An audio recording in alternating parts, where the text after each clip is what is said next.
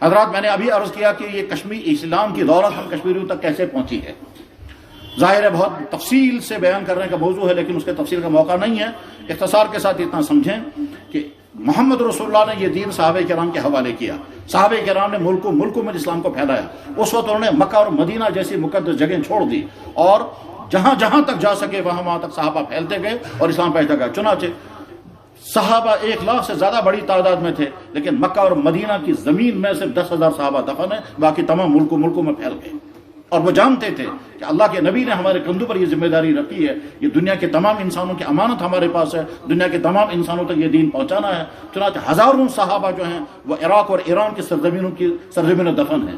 ہزاروں صحابہ جو ہیں وہ مصر اور افریقہ کی سرزمینوں میں دفن ہیں. ہزاروں صحابہ جو ہیں وہ شام کے ملکوں میں پہنچے، یہاں تک کہ ابو ایوب انصاری رضی اللہ تعالیٰ عنہ ترکی پہنچے ہیں اور ترکی میں وہ دفن ہیں. ظاہر ہے ان کو بھی شوق رہا ہوگا کہ ہم مدینے کی سرزمین میں دفن ہو جاتے، مگر اسلام کو پھیلانے کی جذبے کے ساتھ وہ نکلے اور ترکی میں جا کر کے دفن ہو گئے.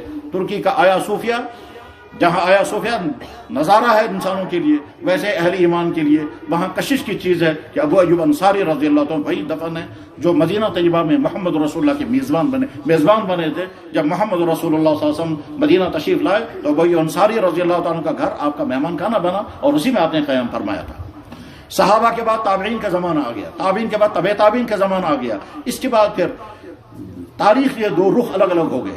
علمی اعتبار سے اسلام آگے چلا، علمی اعتبار سے محدثین، فقہا، متکلمین اور اولیاء کے ذریعے سے، اور سیاسی اعتبار سے اسلام آگے چلا حکمرانوں کے ذریعے سے. پھر وہ بنو امیہ کے حکمران بھی تھے اور بنو عباسیہ کے حکمران بھی تھے، اس میں کچھ ظالم بھی تھے، کچھ انصاف پرور بھی تھے.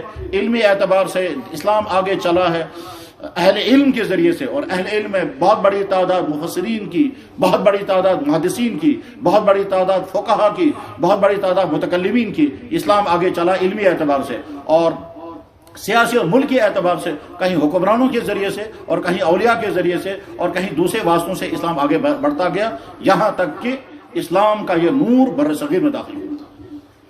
بر صغیر میں اسلام کس طرح سے آیا ہے، محمد ابن قاسم ملتان تک کیسے پہنچے اور کراچی میں انہیں اسلام کا جھنڈا کیسے لا رہا ہے، وہ تاریخ میں وہ اس وقت ہمارا موضوع نہیں ہے. ہمارا موضوع یہ ہے کہ کشمیر میں اسلام کی نعمت اور اسلام کی دولت کیسے آئی ہے.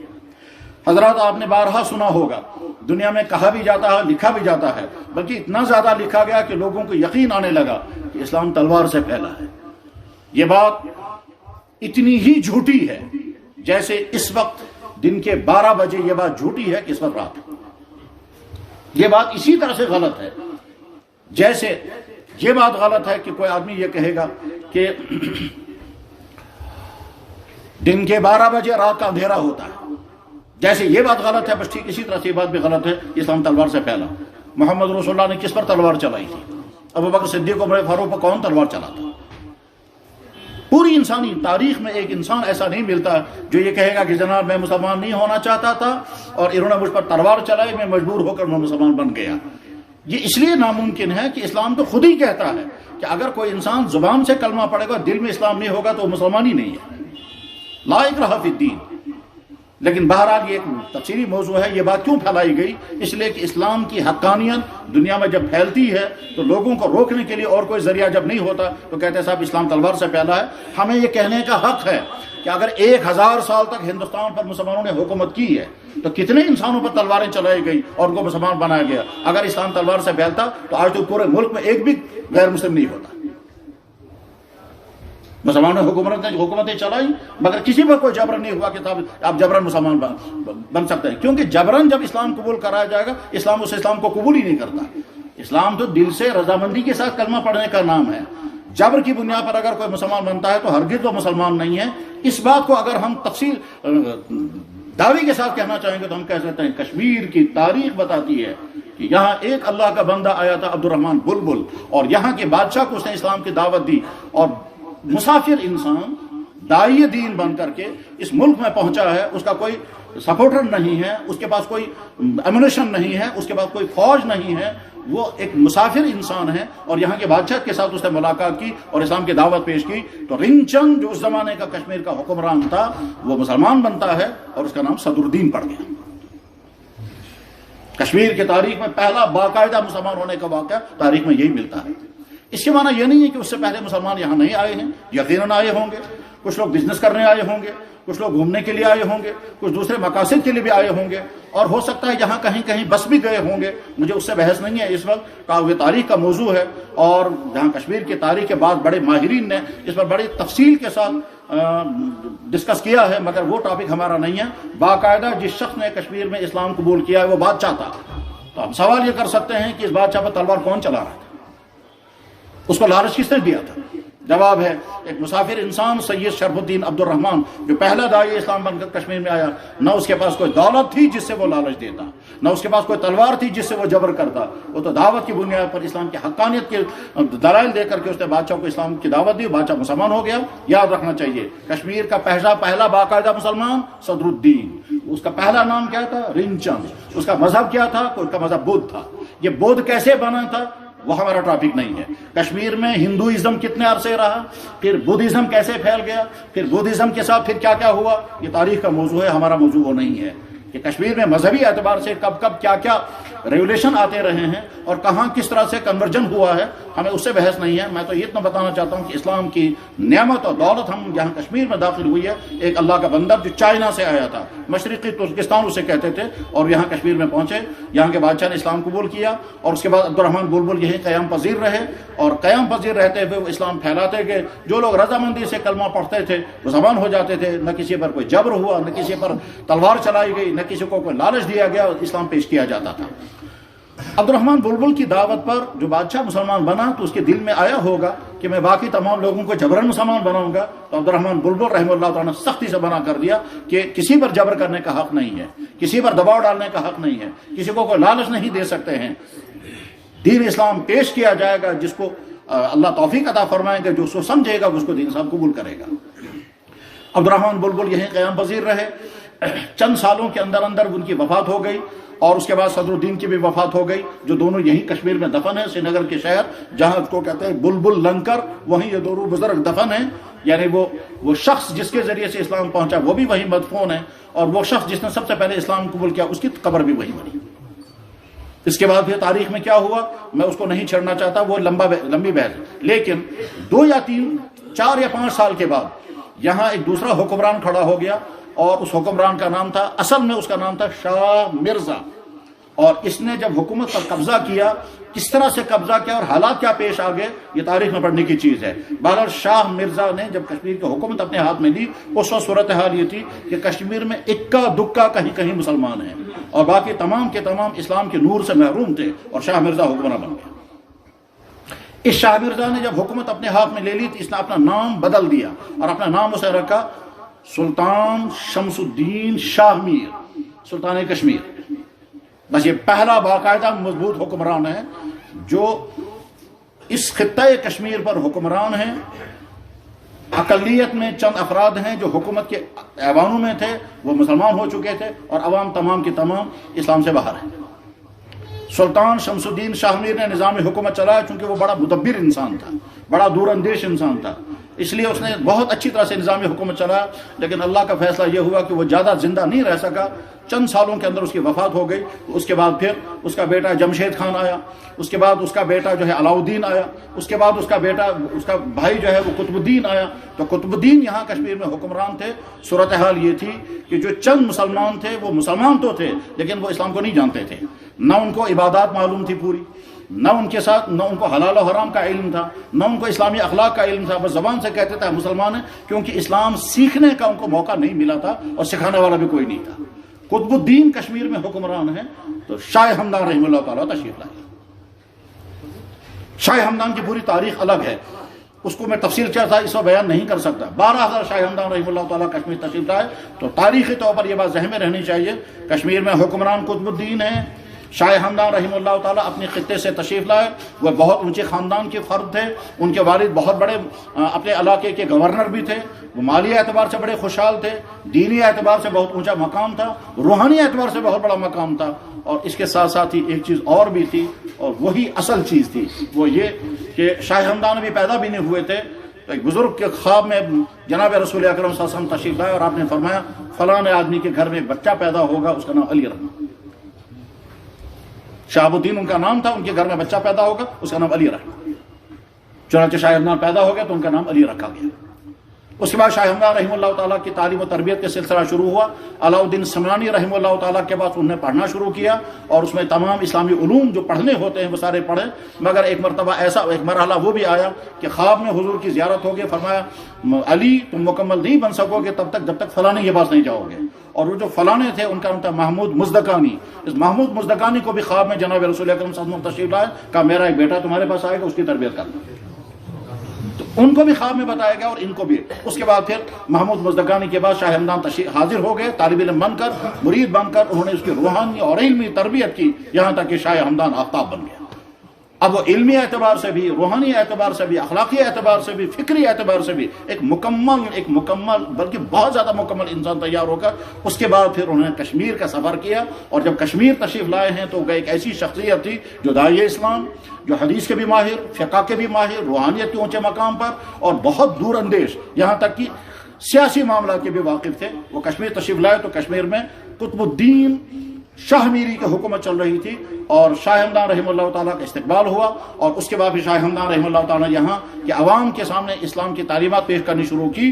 تو صورتحال کیا بنی کہ اللہ کا فیصلہ، شاہ ہمدان کی قربانی، اور یہاں کے لوگوں کی خوش قسمتی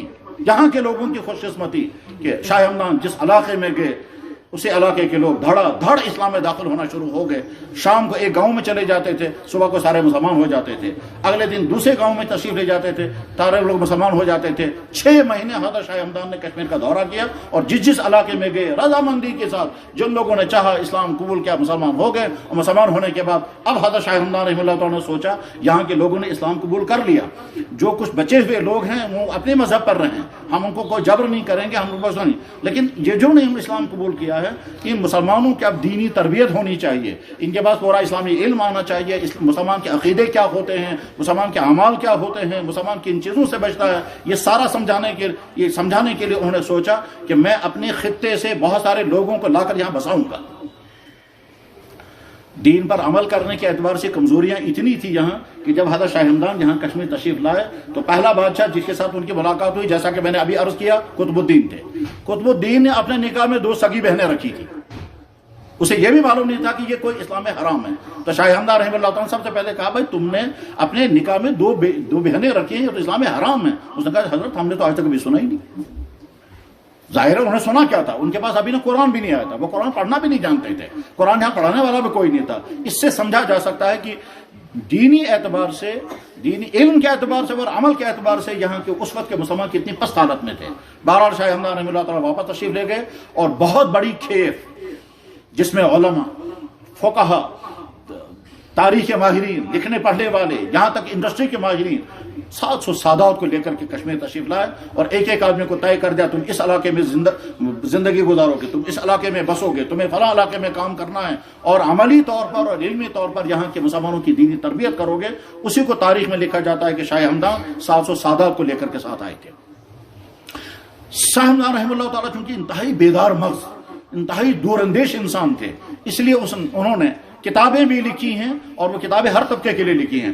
چنانچہ حکمرانوں کے لیے کتاب انہوں نے لکھی ہے ذخیرۃ الملوک، کہ بادشاہ کو کیسا ہونا چاہیے اور حکومت کا نظام کیسے چلنا چاہیے، ذخیرۃ الملوک موجود ہے شاہ ہمدان کی کتابوں میں۔ دور اندیش انسان اتنا تھا کہ انہوں نے سوچا کہ جو لوگ اسلام قبول کریں گے ان کو شیلٹر چاہیے، اور شیلٹر کے لیے ہمیں انتظام کرنا ہوگا، ان کے کھانے کا، ان کے رہنے کا، ان کے بسانے اور اسلام قبول کرنے کا۔ اسی کے لیے خانقاہ بنائے اور خانقاہ کی کوٹریاں بنائی گئی۔ یہ خانقاہ کوئی بدعت کا اڈا نہیں ہے، یہ دراصل اسلامک سینٹر ہوا کرتا تھا۔ اس اسلامک سینٹر میں علاقوں کے لوگ آ کر کے بیٹھتے تھے، اور وہ دین بھی سیکھتے تھے، ان کو ان کے کھانے پینے کا انتظام بھی ہوتا تھا، اور اگر کسی کو کوئی کام سیکھنا ہوتا تو کام بھی سکھایا جاتا تھا۔ چنانچہ شاہ ہمدان وہ شخصیت ہیں کہ جن کے بارے میں علامہ اقبال نے کہا سید السادات سالار عجم دست او معمار تقدیر امم، وہ سیدوں کا سردار اور عجم کا سالار، جس کے ہاتھ میں قوموں کی تقدیر کی کنجیاں ہیں، ماسٹر کی اس کے پاس ہے۔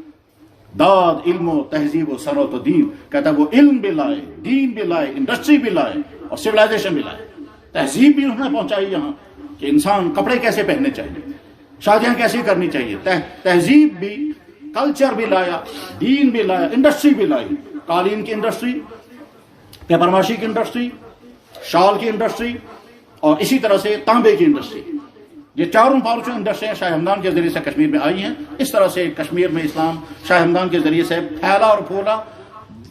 اس کے معنی ہرگز یہ نہیں، آپ سمجھ رہے ہوں گے کہ شاہ ہمدان کے پہلا شخص نہیں ہے جس کے ذریعے سے کشمیر میں اسلام داخل ہوا، ان سے پہلے عبد الرحمن بلبل رحمہ اللہ تعالیٰ کے دور میں کشمیر میں اسلام داخل ہو چکا تھا۔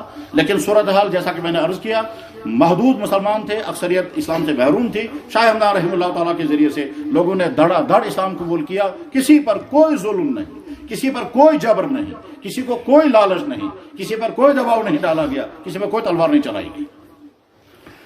شاہ ہمدان رحمہ اللہ تعالیٰ واپس تشریف لے گئے، دوسرا سفر کیا، اس کے بعد پھر ایک تیسرا سفر کیا۔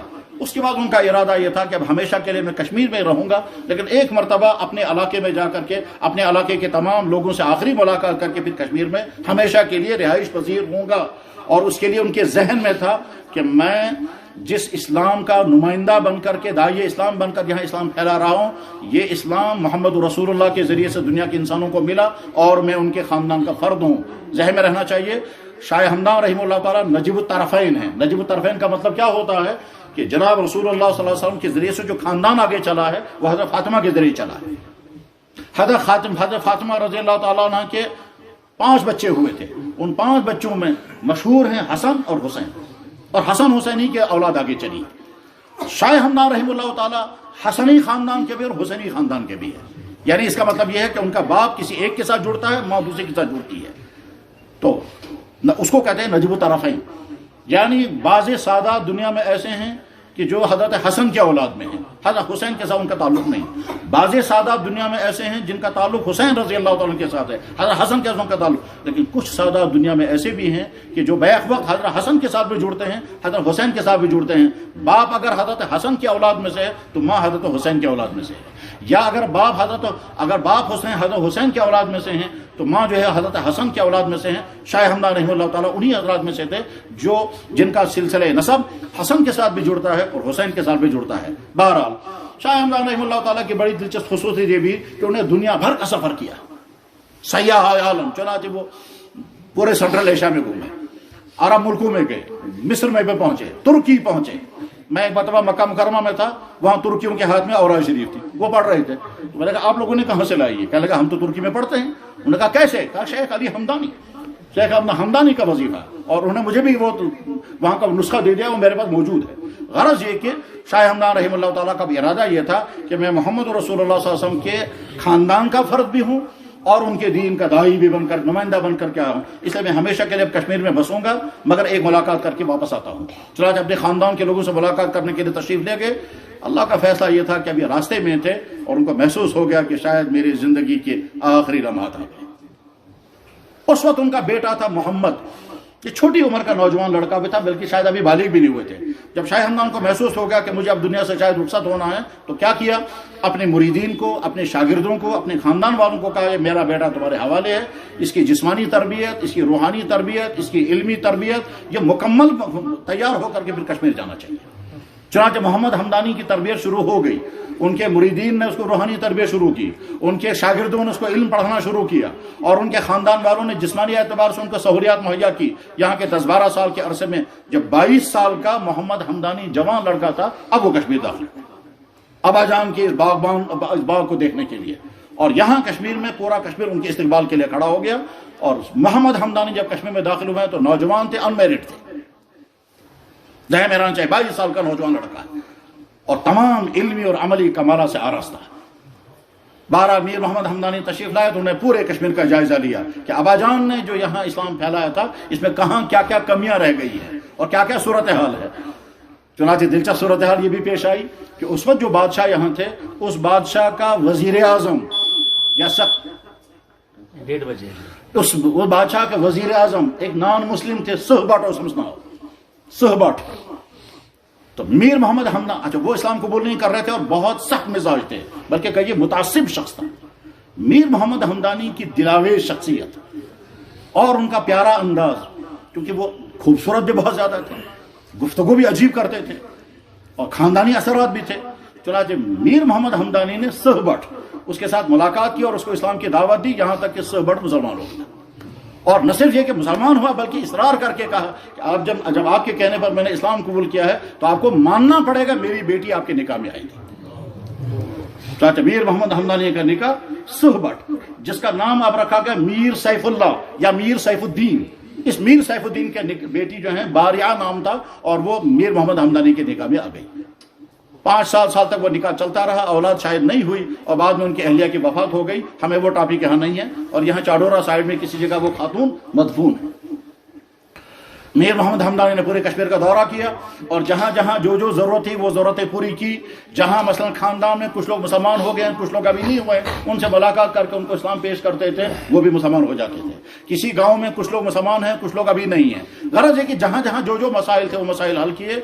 और दिलचस्प बात यह है कि जब ये कश्मीर में पहुंचे तो उन्होंने कहा कश्मीर के मुसलमानों के पास तो ईदगाह भी नहीं है, इनको तो दफन करने के लिए कब्रिस्तान भी नहीं है। चुनांचे ये जो हमारे यहाँ करीब का ईदगाह है, ये मीर मोहम्मद हमदानी का तैयार किया। और ये जो कश्मीर श्रीनगर का वो मशहूर कब्रिस्तान है मलखा, ये भी मीर मोहम्मद हमदानी का तैयार किया हुआ। तो मलखा भी उन्हीं की देन है, और ये ईदगाह भी उन्हीं की देन है, जिसको तरह तरह की इंकरेजमेंट हुई है, वो सबके सामने है। बहरहाल मीर मोहम्मद हमदानी रहमतुल्लाह ताला के इस दौरे के नतीजे में कि इस्लाम अच्छी तरह से और जम गया और इलाकों इलाकों में फैल गया। लेकिन इसके माना ये नहीं कि तमाम के तमाम लोग मुसलमान रहे, नहीं, बहुत सारे लोग अपने पुराने मजहब पर कायम बरकरार रहे, वो अपने मजहबी के एतबार से काम करते रहे, अपने मजहबों के एतबार से वो जिंदगी गुजारते रहे। इधर से यहाँ सियासी दौर चल रहा था, शाहमीरी दौर हुकूमत जिसका तस्करा भी चल रहा था। सुल्तान शमसुद्दीन शाहमीर, जिसका बेटा था जमशेद, और उसके बाद दूसरा अलाउद्दीन, फिर तीसरा कुतुबुद्दीन, फिर सिकंदर, फिर और इसी तरह से हुकूमत 250 साल तक इस खानदान की हुकूमत चलती रही। और इसी खानदान का एक फर्द है सुल्तान ज़ैनुल आबिदीन बडशाह, जिसने 51 साल तक कश्मीर में हुकूमत की है और अदल इंसाफ के साथ हुकूमत की है, किसी नॉन मुस्लिम पर कोई जुल्म नहीं। सुल्तान ज़ैनुल आबिदीन बडशाह की सारी सवाल मौजूद है। 51 साल हुकूमत करने के बाद जब ज़ैनुल आबिदीन बडशाह, अच्छा, वो बहुत मुदब्बिर किस्म का इंसान था। बड़ा ताज्जुब होता है जब इंसान ये पढ़ता है, आज के ज़माने की हुकूमतें इरिगेशन का ऐसा इंतज़ाम नहीं कर पाती हैं जैसा ज़ैनुल आबिदीन बडशाह ने अपने ज़माने में इरिगेशन का इंतज़ाम किया था। उसी इरिगेशन का एक नमूना जो है वो बाणीपुर से निकलने वाली नहर जंगीर, जो इलाके जंगीर वालों को सैराब करती है, ये ज़ैनुल आबिदीन बडशाह की निकाली हुई नहर। और वो बकसरत वुलर के अंदर जाया करता था, क्योंकि वुलर में एक नज़ारा हुआ है उससे पहले, उससे तवील अरसा पहले एक नज़ारा हुआ है। वुलर में एक शहर आबाद था, उस शहर में हर किस्म के गुनाह हुआ करते थे और बहुत ही ज़्यादा बदकिरदारी की ज़िंदगी वहाँ चलती थी। जुल्म भी होता था, इस्तेसाल होता था, अड्डे चलते थे और न जाने क्या क्या। तो अल्लाह का अजाब उस पर आया है। सिंध मत नगर के नाम से वो शहर किताबों में लिखा हुआ था है। वो सिंध मत नगर का शहर, उसमें जलजला आया, जमीन फटी, नीचे से पानी निकला और सारा शहर गरक हो गया। तो ज़ैनुल आबिदीन बडशाह बार बार वहां जाया करते थे, और वहां आज भी वहां कोई जजीरा उसने बनाया था, ज़ैनलाक उसे कहते हैं। मैं जा तो नहीं सका वहां, लेकिन तारीख में जो कुछ हमने पढ़ा है वो यही है। बहरहाल इसके बाद फिर दूसरा जो सिलसिला कश्मीर में शुरू हुआ कि शाहमीरी दौरे हुकूमत में बड़े बड़े उलमा यहाँ पैदा हुए, बड़े बड़े मुहद्दिसीन पैदा हुए, बल्कि ऐसे मुहद्दिस भी पैदा हुए कि उनके ज़माने में पूरी दुनिया के अंदर जो चंद मुमताज़ हदीस के माहिरीन थे उसमें कश्मीर के लोग भी थे। उसे मुहद्दिस शमसुद्दीन पाल, मुहद्दिस जौहरनाल, मुहज्जर इनायतुल्लाह, मुहद्दिस याकूब सरफी, मुहद्दिस बाबा दाऊद मिशकाती। यहाँ कश्मीर श्रीनगर के एक साहब जो बड़े इल्मी ज़ौर रखने वाले थे, वो हज करने के लिए गए। यहाँ कश्मीर में हदीस की किताबें नहीं पाई जाती थी। मक्का मुकर्रमा में उन्होंने एक आदमी के पास किताब देखी, मिशकात शरीफ, तो हैरान हो गए मिशकात शरीफ देख करके, इसमें सारी हदीसें जमा है। तो उनसे कहा हजरत ये किताब हमें दे दो। उसने कहा कि साहब ये मेरे पास एक ही नुस्खा है, प्रिंटिंग का जमाना नहीं था, तो इसे मैं तुम्हें कैसे दे सकता हूँ। इन्होंने कहा हजरत फिर पढ़ने के लिए दे दीजिए। उन्होंने कहा कोई हर्ज नहीं है, पढ़ने के लिए ले लो। चुनांचे दाऊद नाम के उस शख्स ने उनसे वो मिशकात ले ली और 1 हफ्ते तक पढ़ते रहे। 1 हफ्ते के बाद जाकर किताब दे दी और कहा किताब आपके हवाले है और आपकी सारी किताब मेरे दिमाग में। चुनांचे वो बाबा दाऊद मिशकाती कहलाते हैं, मिशकात शरीफ के हाफिज थे, जिसमें 4-5 हजार हदीसें हैं। बहरहाल इस तरह से यहाँ इल्मी सिलसिला शुरू हुआ और दीन फैलता गया। उसके बाद फिर इस इस्लाम पर मुश्किल जो दौर आया है, वो मुश्किल दौर समझने के लिए हमें बहुत डिटेल में जाना पड़ेगा, लेकिन मैं शॉर्ट करता हूँ कि कश्मीर की मुस्लिम तारीख के 5 अदवार हैं। पहला दौर है शामीरी दौरे हुकूमत।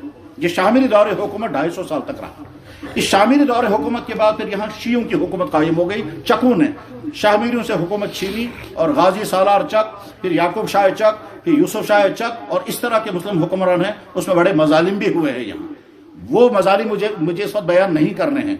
चकों के बाद फिर تیسرا دور شروع ہوا ہے، اس میں مغلوں کا دور آ گیا، اور مغل حکمران جہاں کشمیر میں حکمرانی کرتے تھے، انہوں نے یہاں باغات تو بنائے لیکن اور مسجدیں بھی بنائیں۔ جامع مسجد مغلوں کی تعمیر کی ہوئی، اس سے پہلے بھی تھی، اس کے بعد بھی، لیکن ایسا کہیں نہیں ہوا کہ چکوں کے دور میں کسی غیر مسلم پر جبر کیا گیا ہو یا مغلوں کے دور میں کسی غیر مسلم پر جبر کیا گیا ہو مسلمان بنانے کے لیے، ایسا نہیں ہے۔ پھر مغلوں کا دور ختم ہو گیا تو افغانیوں کا دور آ گیا، اور افغانستان سے یہاں کشمیر میں گورنر آیا کرتا تھا، تو یہ چوتھا دور ہے۔ پہلا دور شاہ میری دور حکومت، دوسرا دور جو ہے وہ چکوں کا دور حکومت، تیسرا دور مغلوں کا دور حکومت، چوتھا دور افغانیوں دور حکومت۔ اور افغانیوں کی حکومت یہاں چل رہی تھی تو پنجاب کے سکھوں نے افغانستان والوں کے ساتھ جنگ کی اور کشمیر کو اپنے قبضے میں لیا، اور وہ سکھوں کا دور حکومت ہے، اس میں بے شمار مظالم یہاں ہوئے ہیں، یہاں تک کہ اماموں کو کھڑا کر کے ان کی کھال نکالی جاتی تھی، اور سری نگر کی جامع مسجد میں گھوڑے بھی باندھے گئے۔ بہرحال وہ سکھوں کا دور کچھ عرصے تک چلتا رہا اور مظالم بہت زیادہ ہوئے، لگتا یہ تھا کہ اسلام ختم ہو جائے گا، تشریح کی کوئی سبیل نہیں تھی، ایسے حالات پیدا کر دیے گئے تھے۔ لیکن اس کے بعد پھر تاریخ نے ورق الٹا، اور اس کے بعد پھر انگریزوں نے حملہ کیا کشمیر پر، اور جموں کے ڈوگروں نے ان کا ساتھ دیا، اور جموں کے ڈوگروں نے انگریزوں کا ساتھ دیا، کشمیر سکھوں سے چھین کر کے بعد میں انگریزوں نے یہ کشمیر ڈوگروں کو بیچ دیا، جیسا کہ سب لوگ جانتے ہیں 75 لاکھ روپے میں۔ تو ڈوگروں نے چونکہ مدد دی تھی انگریزوں کو، اس لیے انگریزوں نے یہ کشمیر ڈوگروں کے حوالے کر دیا اور ان سے 75 لاکھ روپے لیے۔ اس کا مطلب یہ ہے کہ یہاں کے انسان بھی بک گئے، یہاں کی زمینیں، یہاں کے باغات، سب کچھ، جس کو علامہ اقبال رحمہ اللہ تعالیٰ نے اپنے ایک شعر میں کہا ہے کہ مجلس اقوام متحدہ کو جا کر کے کہو یہاں پورا ملک بیچا گیا، انسان بھی بیچے گا، اور ایک آدمی کی قیمت 7 روپے تھی۔ بس یہ تو ایک پہلو ہے تاریخ کا۔